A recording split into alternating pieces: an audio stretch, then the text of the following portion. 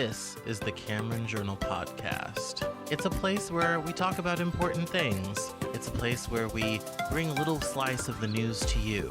It's a place where we do important things, have important conversations. It's also things that I like to talk about. My name is Cameron Cowan, and this is the Cameron Journal Podcast.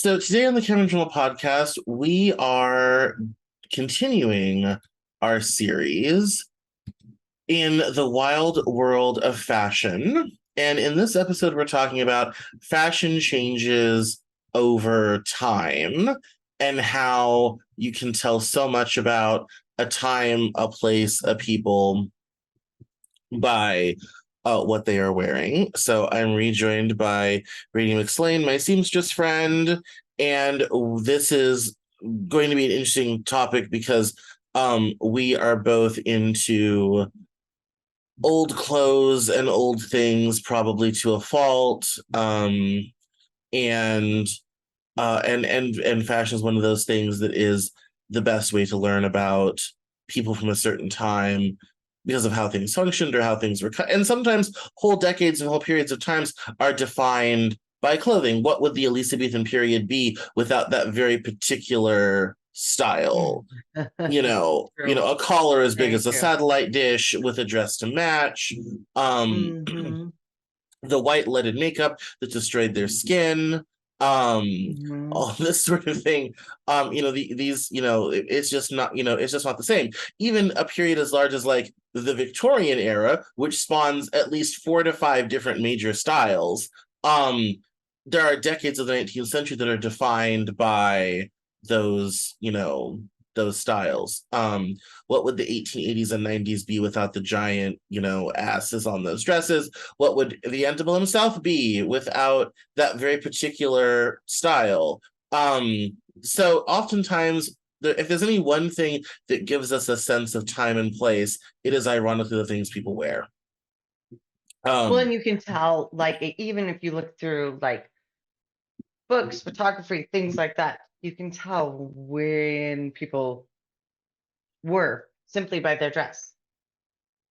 Yeah, it's kind of funny because it's even more so than buildings and architecture, which can span much longer periods of time and have much more sort of amorphous beginnings and endings and all this type of thing. Clothes are very, very definite, and it moves faster, as well. Yes. So that's kind of interesting. And also, it's something where you can also tell a little bit sometimes about the weather of a certain place. You can also sometimes, in the case of the last 200 years, you can tell when major world events have happened because the clothes change so dramatically in a hurry. And so you can kind of delineate before and after that way. Which is, and that phenomenon has been true for about the last 300 years or so. Other times it was a lot harder because for like in the Middle Ages into the medieval period, fashion didn't change a lot, not in any visual way that was recounted in paintings for a long time. So it can sometimes be hard to place, but it still defines an era. If I say Ren Fair, there's an image that pops into your mind almost immediately. Yep. That is very true. Yes. So, and fashion does change over time. But there's a couple. I identified 4 things that will cause fashion to change in a hurry. One is new processes. Yes. Any update in sewing or weaving. Well, I mean, even just the weaving and all of that stuff, with the Industrial Revolution made such a huge difference in what clothing people were wearing. Yes, or even before that, the wider availability of cotton clothing because of the cotton gin and Yes. being able to clean it faster, card it better, finer fabrics, all this type of thing. The advent of silk to Europe from Asia, to go farther back, the introduction of silk clothing. Well, I mean, that geopolitically moved mountains, literally and figuratively. Um, so that is a quite those things, new processes will change fashion quite quickly. Another one is war will change, for That example. definitely changes fashion a lot. Yeah, yes, I mean, we have lots of examples in the 20th century that we've talked about, but an older example is how gunpowder and firearms got rid of metal armor by and large. True. You know, no hammered, all these elaborate hammered pieces of armor that had been a staple of of troops, and especially no troops of noble origin, since the end of the Roman Empire, in Yeah. decades, was gone because of gunpowder. Yeah. Definitely was. Yes. And so and even even now, when we talk about armor and all this type of thing, it's really Kevlar and ceramic plate basically over the large body mass. It's nothing like what they had from about 200 AD forward to the advent of gunpowder in the 15th century. Yeah. Totally different. You're definitely not doing chain link anymore. No, definitely not. And so war, even in the 20th century, obviously war had major shifts because we had rationing in World War II, which kind of froze style in time for 5 to 10 years, depending on where you lived. Although it did change style in a certain aspect, because rationing changed how women were dressing. Yes. Well, yes. I mean, that was the World War II skirt that only took 2.5 yards of fabric to make, existed because of rationing. Otherwise that might have never happened. Drawing lines up the back of your legs to pretend like you had nylon stockings because we didn't have enough nylon. Yes, had to make ropes for ships. So yeah, no, and in World War I, you can always tell, pre and post, because the fashion is so different. It's stark how different it is. And that also, especially, and here's another way kind of where social change is evident in clothing. You had the liberation of women. So in the United States, women get the vote in 1920, 19th Amendment gets passed. And so there's all of a sudden this desire for women to, throw off the constrictive garments, throw off all those layers of clothing. Let's make it simpler and easier to get in and out of, easier to take off, ha ha ha ha, and all of a sudden, clothing becomes a symbol of women's liberation. Yeah. So, which is a big thing, like, and that moved on into like the 50s, the 60s, of clothing being a very big symbol of women's liberation. The women in the 60s that were fighting for women's rights and body autonomy rights, were the ones that were also wearing t-shirts and jeans instead of the cute little dresses anymore, because fashion told the world what they wanted to say. And so they were using it as a tool to then tell the world that women needed to live, women needed rights. Oh yeah, no, they didn't. When my mother went to high school, they didn't allow pants until her senior year of high school in 1973. 73, 74. Yeah. And even then it was pantsuits. Like jeans were so not acceptable. That was not to be worn at school. That, and it seems like that's another world, another time, another place. That wasn't that long ago. My mother's still very much alive. Yeah. You know, I worked so recently. I worked for another lady from the same era, late 70s, who was protesting being able to wear pants at all in school and also wear denim, and they were doing sit-ins in the principal's office about it. I mean, this was you know, a real thing. And you see this discussion, especially in a school setting, come up once in a while, with the argument of, you know, oh, should we have school uniforms and all this type of thing, which is a perennial discussion that may come around to your school district some, you know, from time to time, sort of thing. And that one always will set the PTA meeting to a flutter. So yes, that's all. But so war is a good one for social to express social changes, and that kind of already blends into the next one, which is cultural change, and the last one, which is religion.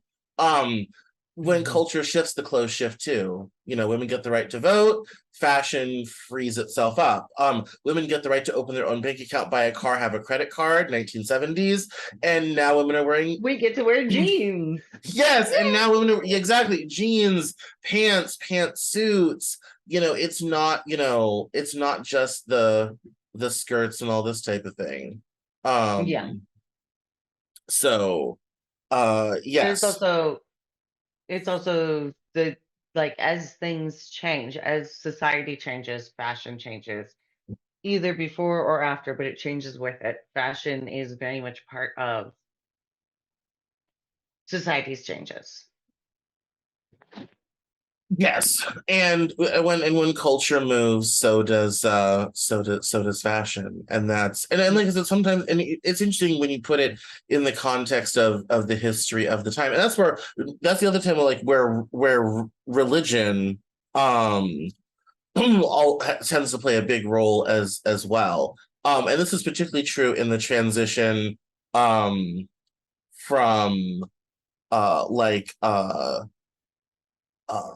antiquity to the Middle Ages. You have the influence of Christianity. And with that, you got this whole, oh, clothing should be more modest, women should be covered up, all this type of thing. And everything libertine and hedonistic was associated with the ungodly pagan. So, you know, it suddenly became a virtue. And then to have this sort of thing. And then you had, you know, these orders of nuns, and they would create their outfits and their habits and then keep them for centuries. People wonder why they look funny, because they haven't updated their clothing in centuries. And they stand out in a crowd because their clothing is out of place in time. It's not of our time. It's also just a very a big flashing statement of who I am. I am a nun. This is who I am. Yes. Yes, and that sends its own message, and it's also, and not only that, it's of a specific religion. The burqa has the same effect. The minute you see it, you know, you associate that with a certain religion, all this type of thing. Even you know, the niqab or the hijab, which are the shorter, lighter, easier versions of that. All we especially in the 21st century, because of our long wars in the Middle East, we now immediately associate those with Islam. So, if you see a woman wearing one of those garments in public, she needs say no more. You already know she's at least of that religion. Yes, that is true. You know, and from a certain part of the world. Yeah, and from a certain part of the world, but just like a kimono or like a lot of other clothing that is from certain parts of the world. And you just know, you can identify where you're from if you're wearing a certain clothing. Yes, and that is most I think that's one of the most fascinating things about how fashion changes over time, is you have all this cultural, contextual sort of thing that just automatically kind of just puts it in place into where it is. And you get a time, you get a place, you get a culture, and that can happen from, and people forget, in an age before photography, all we had were paintings, drawings, woodblock prints in Asia, which were quite interesting. And you could get a lot of detail out of the clothing from woodblock prints in Asia. But all of a sudden, you can kind of, watch these things kind of happen over time. And that also, getting into cultural change, you also get indications of climate change through clothing. That's a very big factor in a lot of clothing. And you can also tell, what the nominal temperature was for a certain civilization based upon how many clothes they were or were not wearing. Fashion becomes much less important the closer you get to the equator. Why is that, you ask? Hot. It's hot. But then you also have wonderful things like with the women, I forget the indigenous tribe in Bolivia, they wear the woolen blankets and the bowler hats. And so they kind of like ended up with this like invasion of European style and then made it their own and then made it iconic. Like if you see a picture of that, you immediately are kind of like, oh yeah, the strange women who wear the blankets and the hats in Bolivia. Like, and they kind of made it iconic and their own thing. And it's its own very particular style associated with their culture. Which they have assimilated that with their culture, even though it wasn't originally their culture. They adapted and found other things that worked better. Well, again, fashion changes over now theirs. Right. But you think fashion changes over time, where now you have this situation where this has come in and and you now have this sort of in the way that they dress, this symbology of the arrival of the European influence. And it's right there, front and center, kind of despite everything else. And that's a big thing, though, is that as cultures merge, as cultures move, as cultures, colonization, all of that, but then fashion moves with that. Fashion changes with the demographic, no matter what it is. But there's a lot of, cultures that didn't dress certain ways, but then now do, simply because other cultures got involved with them. Yeah. And so it moves with. Well, that also happened in this country with the Cherokee Nation. When they were located in northern Georgia, the Carolinas, and eastern Tennessee, one of the ways they tried to counteract westward expansion of the United States was by organizing themselves into a democracy with a newspaper. They wrote their language down for the first time, and they adopted European styles of dress. So kind of overnight, they literally tried to, before the Trail of Tears, rocket their civilization into the 18th century. And one of the first things they did was change clothes. So the hope that the Americans would take them more seriously. Hint, hint, it didn't work. Spoiler. Yes, same thing. I think I mentioned it already with what the Japanese did after they opened Japan in 1861. They adopted European styles of dress, which they still use to this day. Everybody kind of looks a bit odd to be, like the signing of the peace treaty on the Missouri in World War II. The Emperor Hirohito showed up in basically European morning dress with the top hat, because that had become the standard for the Japanese elite to wear as part of their joining the West. Yeah. And so, yes. Fit in. Yes. With other people.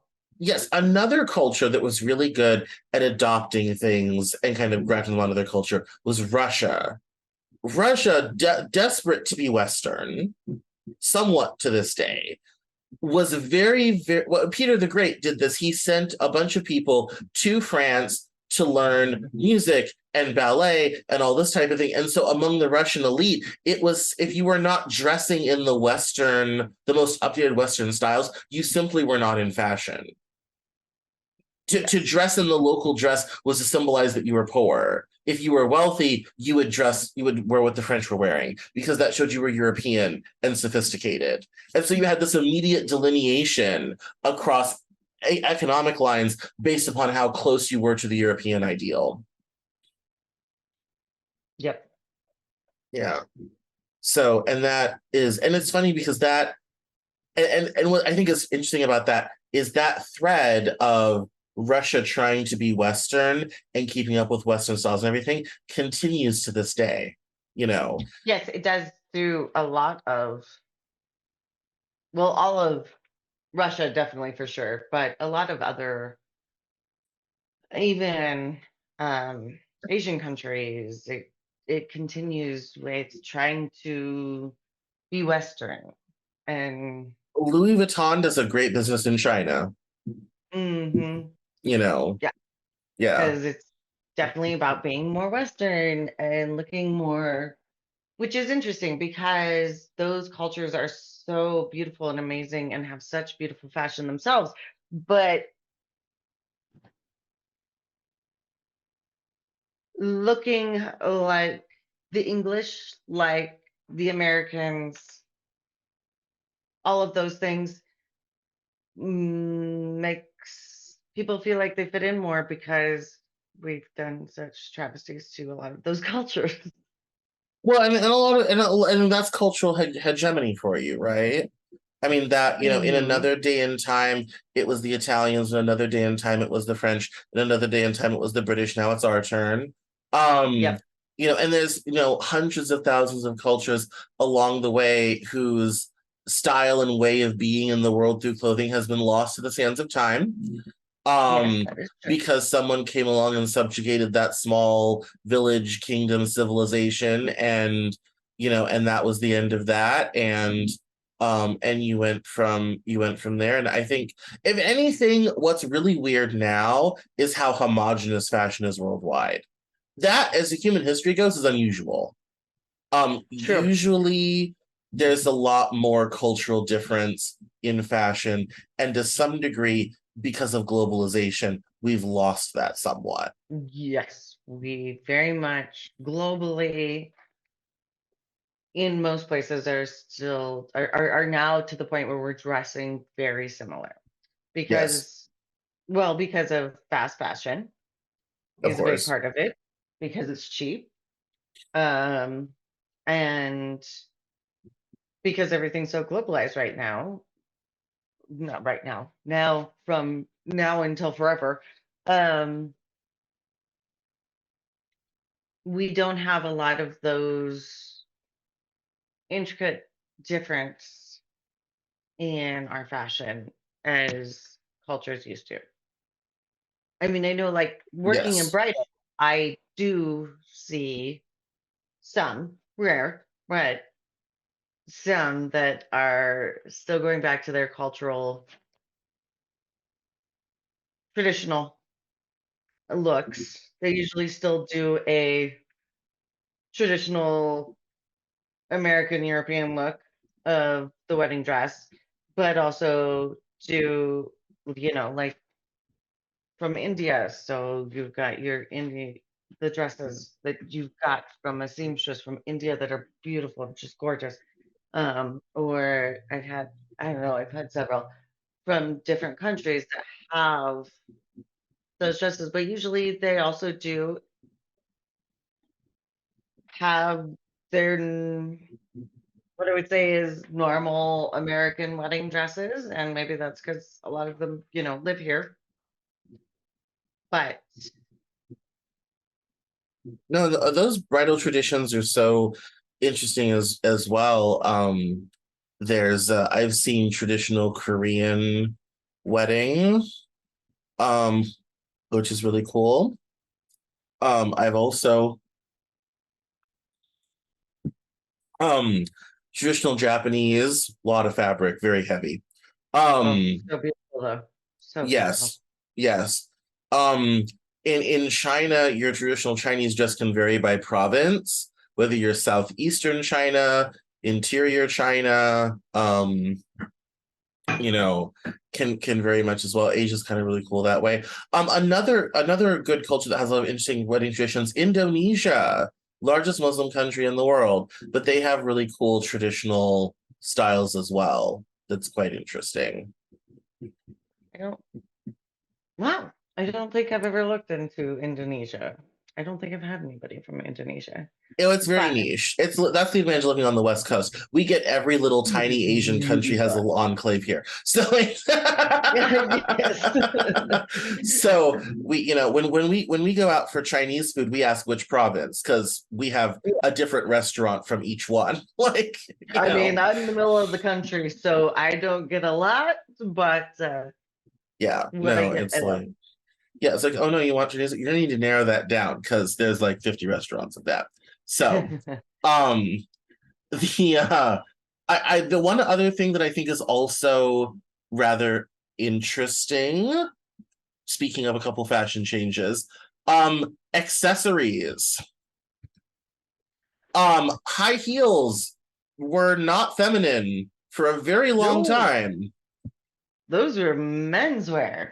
Yes, and which is kind of funny because and that's also kind of raised a culture because in the Renaissance in Italy, it was fashionable for women to wear extremely tall shoes, and they were so tall they would have their servants hold them up with sticks from the side, which was just insane.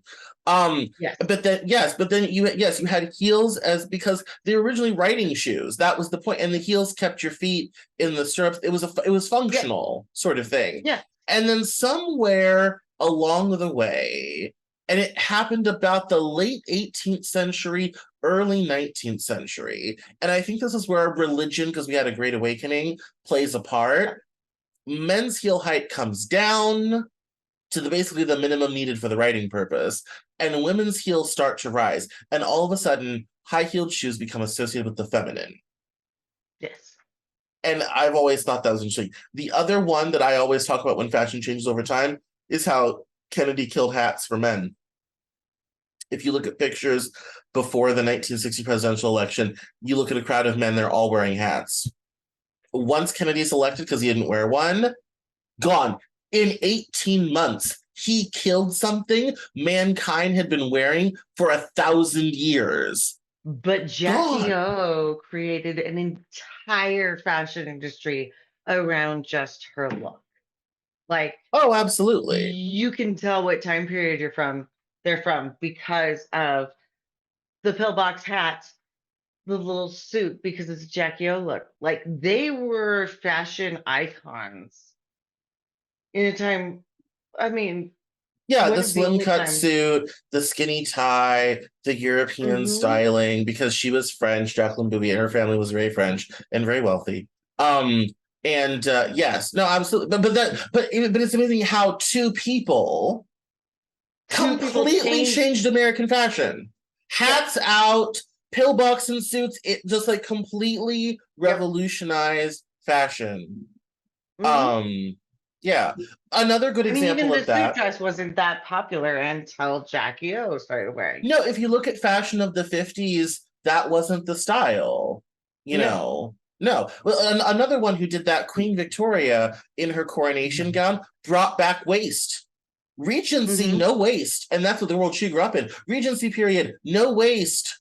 And she literally, when she had her coronation, picked a gown with a waist, and boom, waists were back in style. Yeah. That's all it took. That's all it took.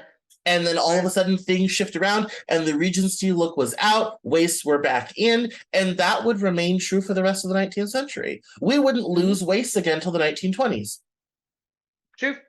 It took 80 years for that to shift around, which I think is, I mean, it's just amazing how it's influenced. Only went away for a little tiny bit before it came right back too. Yes. Because it was a very big flapper thing and a very big 1920s thing, but then came back around because of prohibition and because of the economy crashing. And so it was very much more proper to have all of those waists and lines and all of that stuff. again. Yeah. Well, I mean, again, so if the flapper dress was to liberate women, 1930s fashion was to kind of bring that back in, more conservative, tighter, more things take, it was that as a statement of social change. Yes.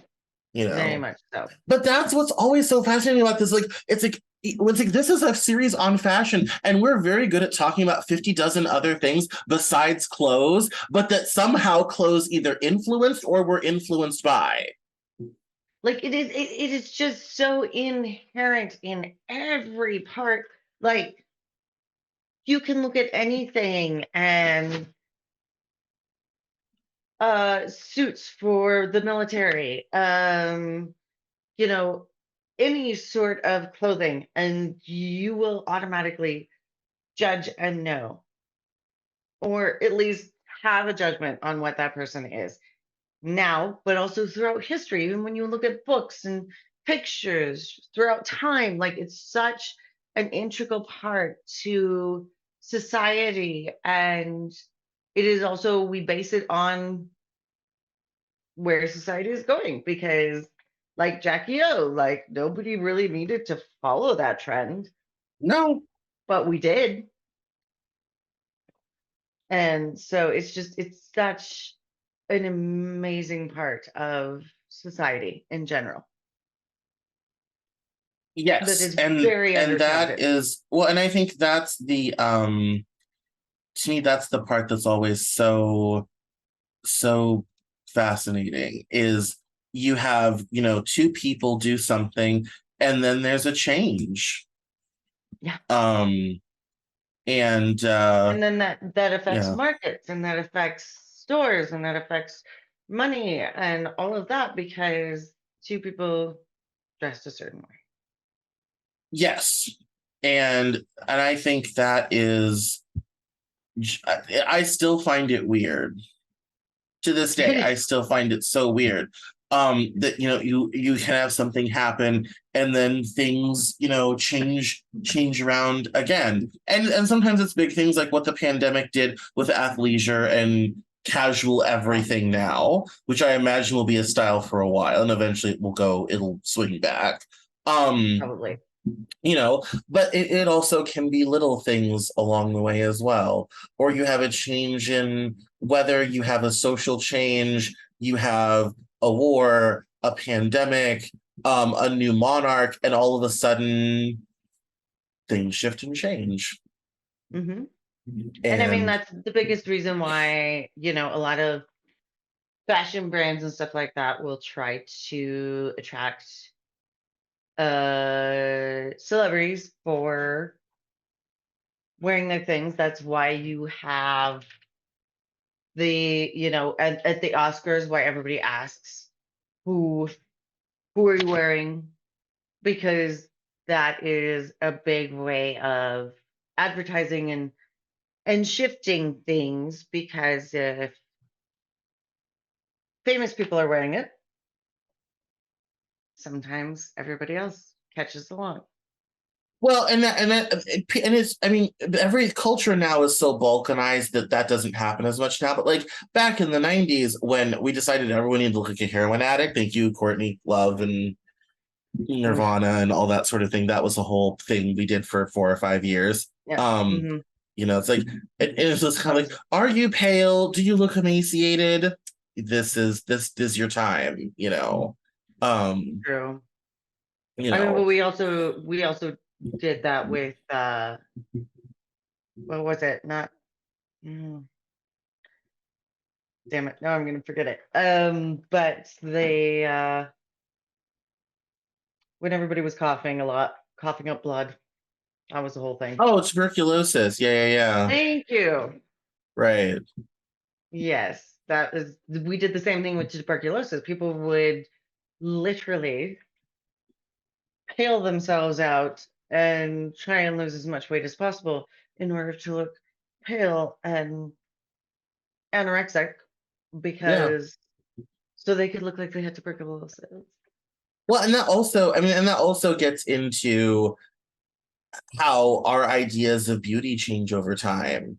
Now, I mean, Exactly. we've had a cult of thin for quite a while now, which is fed into diet culture and all this type of thing. That wasn't always the standard, and certainly It not in every definitely wasn't. culture. And Um, there were a lot of cultures that back, 100 years ago or so, thought being more heavy was better because that meant you were fed. That meant you had money. That meant you could eat. Yes. Well, and also, and not only that, you also have, I mean, people today would be horrified that, women of the early 19th century, especially in the 1850s, had bum rolls of cotton they would tie around their waist to make their butts look bigger. Most women today would be horrified, I guess, unless you're Kim Kardashian, but I mean, but even that, like the Kardashians brought in hips and butts are in when everything had been thin, thin, thin, thin, thin, no ass, no thighs. All of a sudden, ass and thighs are in, and now they're like kind of going out again. And and people, The amount of brides I have that you try and put a bustle, which pulls it's the situation where you have a bridal gown, you have the train, you pull up the train and make a bustle so that they can wander around without having to have the train down the whole time. And the amount of brides that are like, oh my God, this makes my butt look big. And yes. I don't like how it makes my butt look big. And I'm like, I'm sorry, honey, it's fabric. It's And there's a lot of it. No It's one's gonna look at you and think that that's all your butt. No offense, no. I mean, that's, but it's just not gonna happen. You yeah, I know, mean, for a while, we decided, thanks to the French, that women should have hoop skirts and needed a 6 foot walking radius. That was a whole yeah, thing we did for decades. hmm which So also killed people because fires and getting out of buildings is not great with a big hoop skirt and a lot of you. no, and also, the whole sitting down thing was fun as well. Yes, So yes, I mean that, yeah, all these sort of weird things. The same thing with changing body styles and types, because fashion used to be so local. It was, your standards of beauty tended to be what was immediately around you in your town, maybe a large city, maybe your country if you were lucky. Whereas now the whole world kind of has to subscribe to this whole idea of, which is a very Eurocentric idea of thinness and beauty, facial symmetry, jawline, and particularly in Asia, they really have kind of gone overboard. Like in Korea, it like everybody in high school gets plastic surgery to widen their eyelids, because traditionally their eyelids yeah, are more closed, and so they all get their eyelids done so that their eyes look more open, because that's a European beauty standard. this is the European beauty standard, and Right. a lot of the world focuses on what the European beauty standard is. And that really is, and I don't think people forget, and speaking of fashion changing over time, that's an aberration. Not but 60 years ago, that wasn't a thing. No, It would never have cared, would have never mattered. It would have been fine because everybody in your culture looked like that. So who yes, cared, sort of thing. Um, but modern globalization, because of the cultural dominance of the West, has set European beauty standards as the standard, and so everything else changes to around that. And even the same thing with hips and butts, which came back in. People were going down to Bermuda and elsewhere to get injections, to get a bigger ass, bigger thighs, whatever have you. Some poor women got injected with cement and died. um yeah. you know some people even had terrible complications. The singer rapper Keisha Cole had so many complications, she's permanently disfigured, um all to chase these trends because it is so changeable. And so, I mean, that's kind of the dark side of Because fashion. Well, yeah, and because All of a just sudden a bum roll doesn't seem so bad now, does right. it? We're just always trying to chase this concept of what is beauty? What does our culture at the current moment think is beauty? And what that means to every individual person. Um, that I personally believe that beauty is a very individualistic thing. But there's so much of our culture that says, no, beauty is fitting in with this standard of what beauty should be. And that's what creates a lot of this. Of, I like to wear dresses. That doesn't mean I'm fancy. It just means I'm kind of lazy and don't feel like putting on pants. Yeah, I definitely, I've always been a larger person. I have not been thin since the Clinton administration. Puberty did not do me any favors. Everything went wrong. Um, and so it was really hard, especially as the only brown kid for a country mile in the white ass suburb I grew up in. I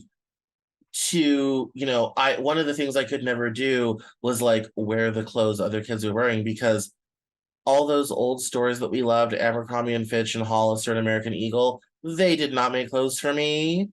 Less than than I was now, than I am now. Did not make clothes for me, not even close, not even in the neighborhood. So I adopted a style of clothes from the big and tall shop with nice accessories, which I still use to this day, incidentally. Because I still shop that way, because I have not gotten any smaller in the intervening years. And you just got lots taller. Yes, lots taller. And so that I've kept the same sort of style stand up, but like even that was just like, it's like, especially like I've never bought clothes in a mall store, because as a guy, if you have more than a 42-inch waist, there's nothing for you. And I always laugh. I said, based upon retailers and the way they sell clothes, you'd never guess we had an obesity crisis in this country. Right? Which is bizarre. I know. You would never ever guess, because because there's still that whole standard sort of thing. And I just, which all, again, different people in different clothing, it makes a lot of people are kind of like, oh my, like dudes will be kind of like, yeah, I'm up to a 38-inch waist. And I'm kind of like, I don't ever remember buying clothes in that size. That's cute. Yeah. That's nice. All this sort of thing. It's a very, but even that, the way how many people have eating disorders because magazines push thinness, the clothing. We'll get to clothing sizes in the next episode, because that's a whole thing. But all this sort of thing, because of our beauty standards, are set, as someone pointed this out on Twitter yesterday, our modern beauty standards are set for skinny, malnourished European people from the mid 20th century, before we fortified foods. Tuberculosis. That's what our beauty standard is. Yes. Tuberculosis or heroin. Those are our beauty standards. Yes, like do you look like you could possibly die in the course of this conversation? Send it down the runway. We put a little bit more red on our lips so we look like we might be coughing up blood. Let's do this. Let's go. And I think what's so sad now is anybody that tries to contradict that, and there are people, especially now, who have tried to buck that trend, are treated, and to some degree fashion is changing because people are changing, because people are larger than they used to be. You and I had this conversation over text last night. People are larger than they used to be, and fashion has had to change because people are taller. We fortified foods, we're bigger, all this type of thing, and now we have thinness as a proxy for virtue.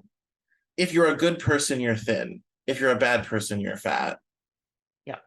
And to bring it back to fashion, there's all this gatekeeping around clothing to enforce that value.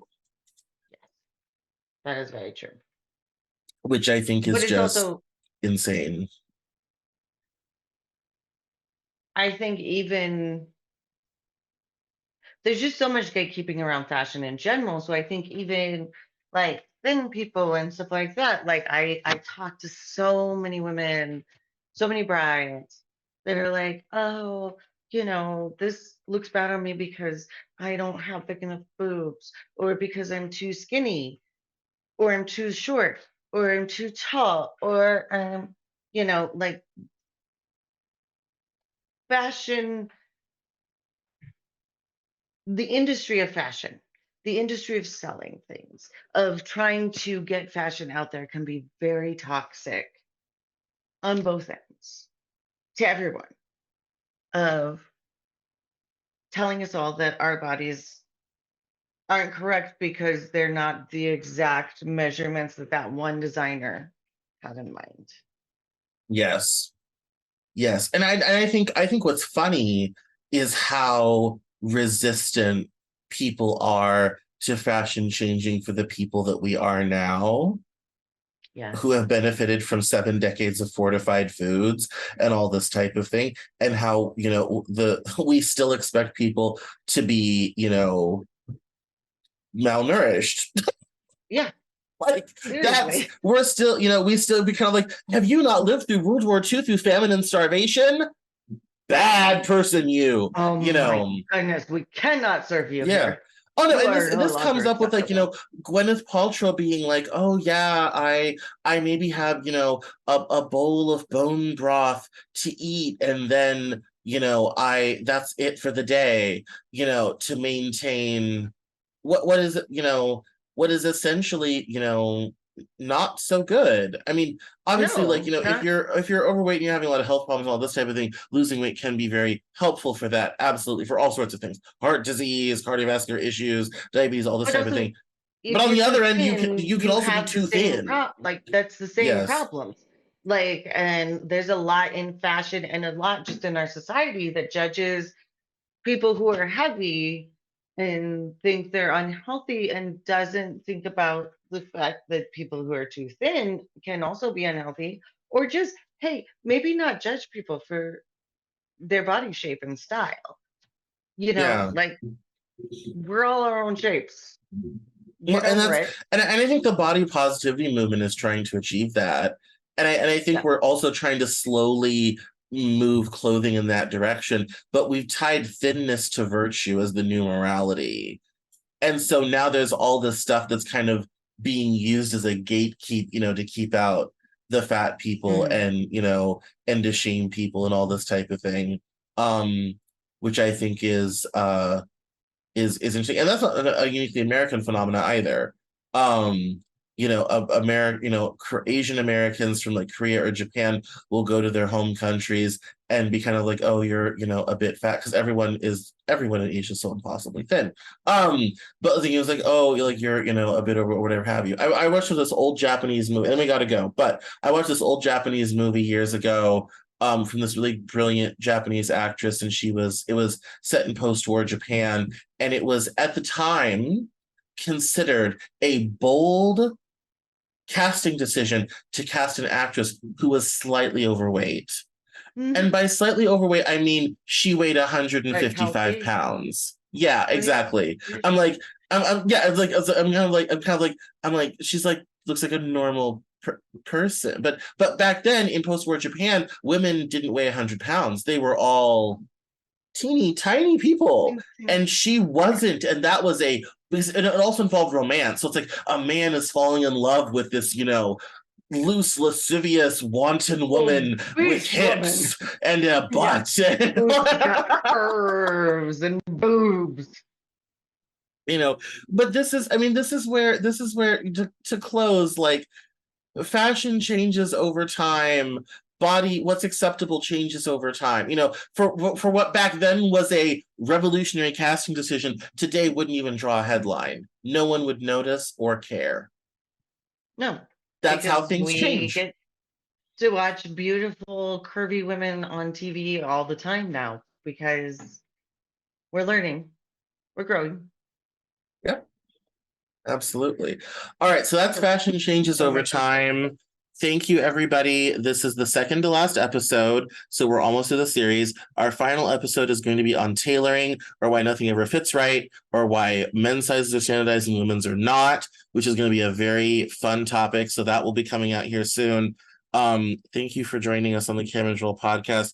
Catch me online on Twitter at Cameron Cowan. I'm also on Facebook, Instagram at Cameron Cowan as well. And don't forget to check out the notes for the special playlist I put together about some of the fashion shows that we've talked about, some of the looks that we've talked about. as well. And so if you want to go see some iconic fashion, I put together a little YouTube playlist for us. So thanks so much for listening, and we'll see you next time. Bye-bye.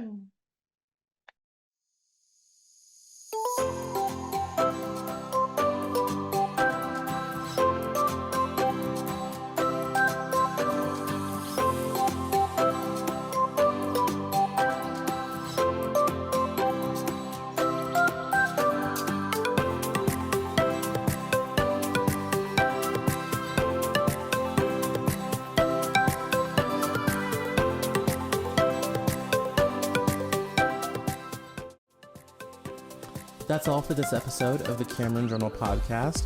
Thank you so much for listening. Visit us online at CameronJournal.com. We're on Facebook, Twitter, and Instagram, and I love to talk to my followers and listeners, so please feel free to get us on social media at Cameron Cowan on Twitter, and we'll see you next time on the Cameron Journal podcast.